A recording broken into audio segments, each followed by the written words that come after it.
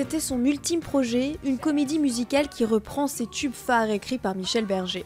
Résiste, mais aussi Il jouait du piano debout ou encore Si Maman Si, une manière pour France Gall de rendre un hommage original à son défunt mari. J'ai choisi la comédie musicale pour le contact avec le public. Moi, je le fais pas. Je le fais pas pour moi. L'idée, c'est à nouveau partager ce qu'on a déjà partagé il y a si longtemps. Mais France Gall se contentera d'écrire le spectacle, pas question de revenir sur scène, mis à part une apparition en 2000 lors d'un duo avec Johnny Hallyday, elle n'y a pas mis les pieds depuis 20 ans. Avec Résiste, elle se donnait un nouvel objectif. Pour la première fois, elle devenait créatrice, auteure d'un spectacle.